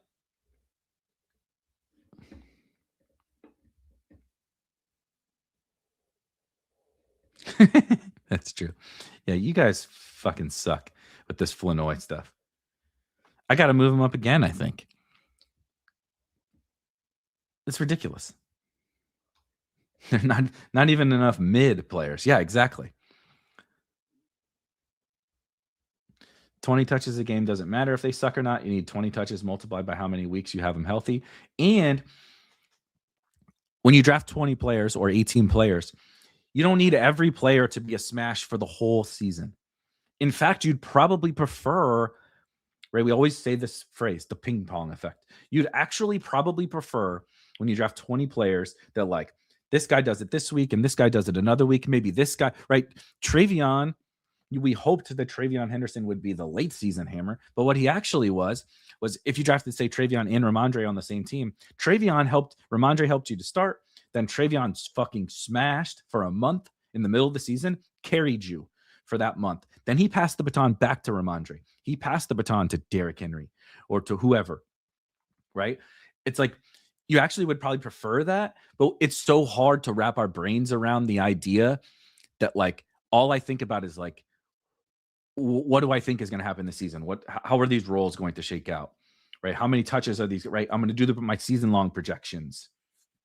It's sort of how we think about this stuff. And like what you actually need, I know Doritos in the chat. I've said this 10 million times. I apologize to the folks for retelling the story, but it's such a good one. Dorito won this drafters tournament 2 years ago or 3. Anyway, within the last couple of years, Dorito won this drafters tournament, multiple hundreds of thousands of dollars. He won. He had all the fucking smashes, right? I think was this the Kyron year? Whatever. He has like all the league winners, drafted the nuts, but he would not have won if not for the most forgettable fucking running back of all time, Donta Foreman. Because Khalil Herbert, I believe, was the starting running back of the Bears that season. Herbert gets hurt for like 3 weeks in the middle of the season, like week 7, 8, 9 or some shit. Donta Foreman steps up when his other backs, it was like Etienne was hurt. I think Kyron might have even been hurt. And like those are the guys you needed for the season. But at that moment, he needed someone else to step up in order to finish first in this tournament. And all of a sudden, here comes Donta Foreman. Donta Foreman dropping 25 points a game for a couple of games and saves the team. And he wins, and the rest is history. But when you go look at the team, no one ever fucking remembers Donta Foreman on the team. God damn, Ray Davis goes really high in this draft too. Oh, sure. We'll do Dulcich.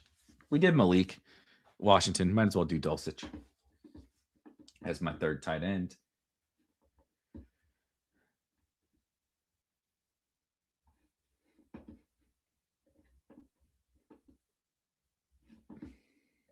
Let's see. Pretty good price on old.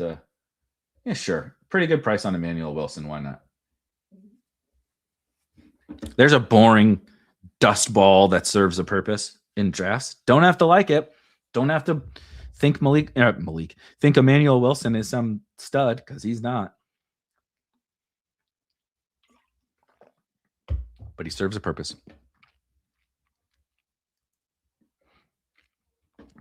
How did I shoot myself in the foot? What did I do?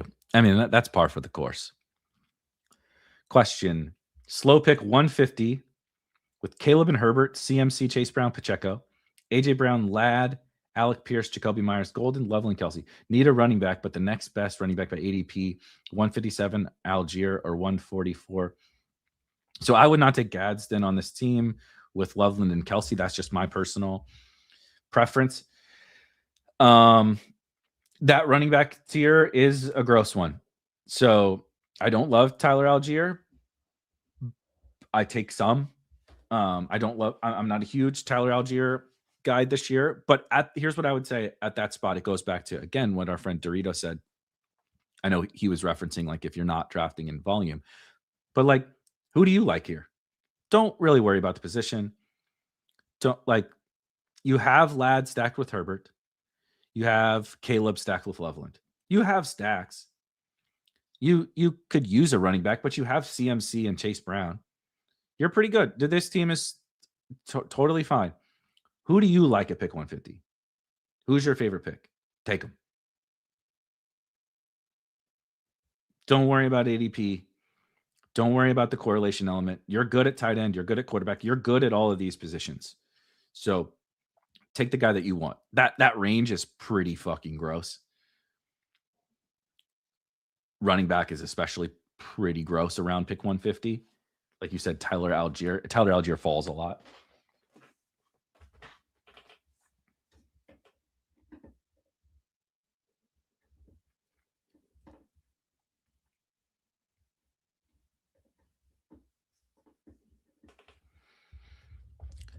I respect that you are still committed to this, Cloudy, but I said this yesterday too.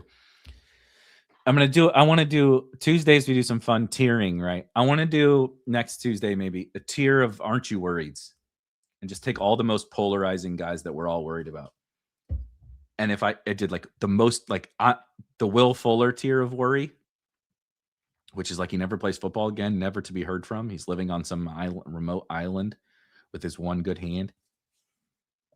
On a scale of Aren't You Worried from Will Fuller down to, I don't know. I'll need to come up with the tier list to not worried at all. Brandon Ayuk is at the top. Brandon Ayuk is in the Will Fuller, fucking Brashad Perriman. I am deathly afraid of this Brandon Ayuk stuff. I'm not saying he won't play for the Commanders. I'm not saying he won't be a good pick. I have drafted him. I am saying I'm absolutely fucking terrified of what is going to happen with Brandon Ayuk. Boy, I guess I got to take Jordan James because this is gross at running back now.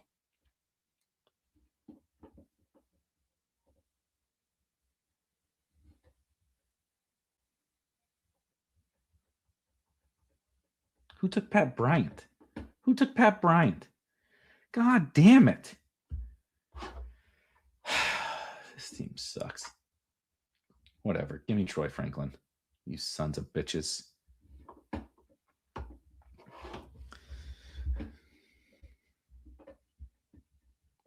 Duval comes in with Kenny Gainwell will be the one we need to win it all. I like it. I respect it. I try not to worry about too many players, but Ayuk does feel like a unique case. Pretty far removed from the last time he played. May not even care. I think it's just the worry is obviously, I think, totally logical, but it's clouded in the fact that we just haven't seen the guy in forever. And it's like, at least when we haven't like a rookie, we can like, well, we know he's going to be on the team. We can speculate about talent. I have rookies I like more than you. You have rookies you like more than me, whatever. But we're like, we can speculate on some upside. We can obviously the rookies have sort of this mystery box, but I don't want fifth year players who haven't been good in 3 seasons are being held hostage by their current employer. And there's really no positive words being spoken by anybody. And he hasn't spoken. Like, it's not ideal. You know what I mean? So there's just this cloud of uncertainty surrounding Brandon Ayuk, and none of it is positive. The only thing that's positive is like we're guessing he's a Commander, but like that's not a lock.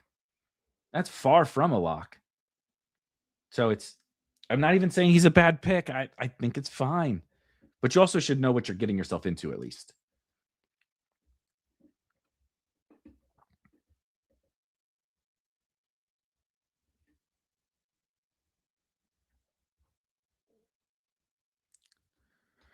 Going back to your comment about quality over quantity, as far as best ball drafts go, I'd like to get your input on what you think the minimum amount of entries are required to have a fighting chance. 1.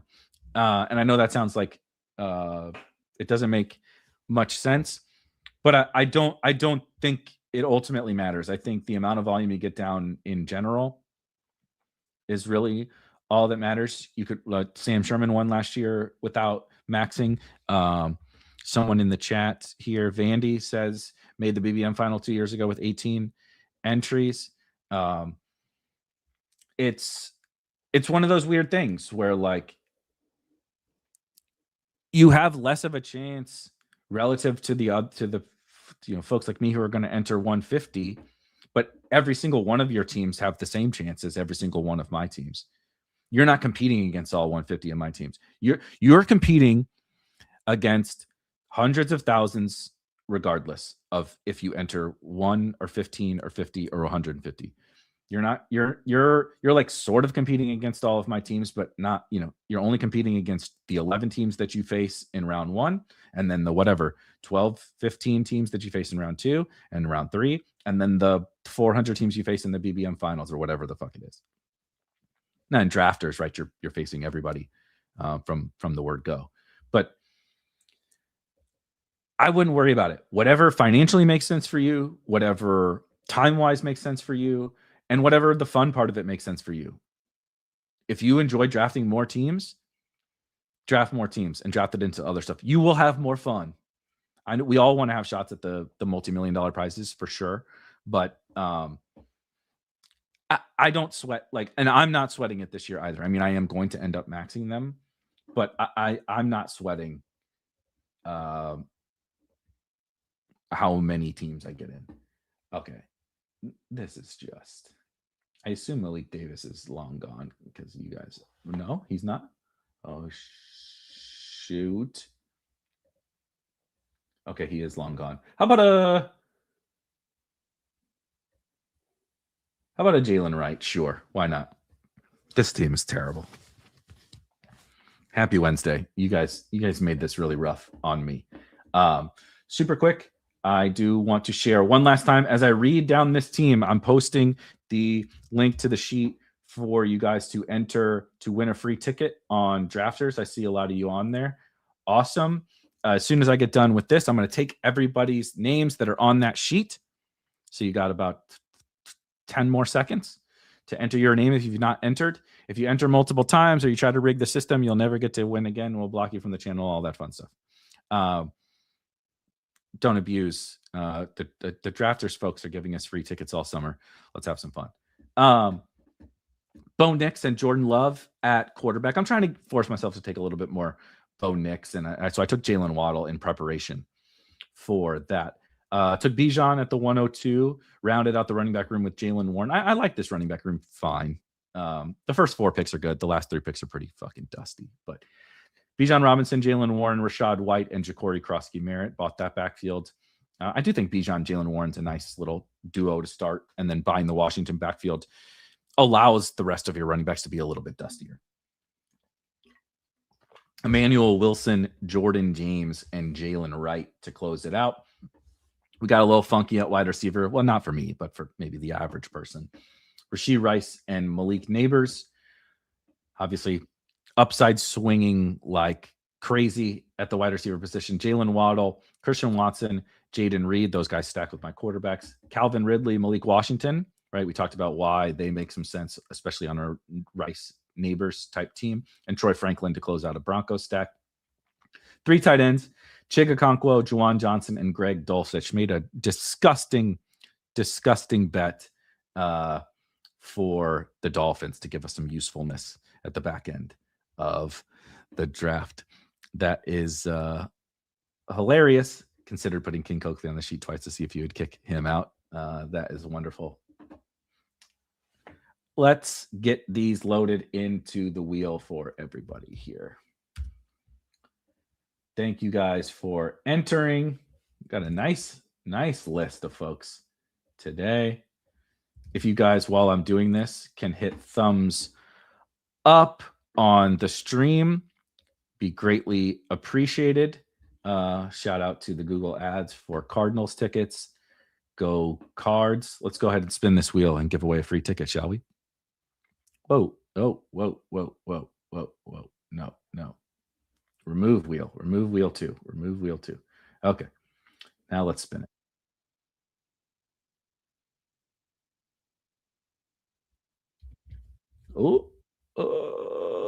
Sam Watt. Congratulations. The best way to contact me is in Discord. It's about the only way to contact me. just to confirm that this is your username, or if you have a different Drafters username, or if you have not signed up for Drafters, please do use promo code SPIKE when you sign up. Get 100% deposit bonus up to $100 on Drafters, plus, of course, this free ticket for Sam. Hit me up in Discord. You can join the Discord in the link in the description. Congrats to Sam. Everybody have a wonderful Wednesday. We got the lab tonight in the Discord for the Spike Week Premium members. And of course, I'll be back tomorrow. I will say myself and Corinne are working on something a little bit different this week for Legendary Sickos. We're taking a break from our stacks content, and we're going to try to do a DraftKings 5-5-5 draft. We're working on scheduling. He messaged me right before we went live here, and so be on the lookout for that. But of course, I'll be back tomorrow at 11 a.m. Eastern and Friday at 11 a.m. Eastern. And yeah, we'll be drafting some more best ball teams, talking some shop, going to talk about some of my favorite sleepers tomorrow, et cetera, et cetera. You guys get it. Enjoy your Wednesday. I will see you tomorrow, maybe a couple times, but enjoy your drafts. Congratulations to Sam. I'll see you guys tomorrow. Peace.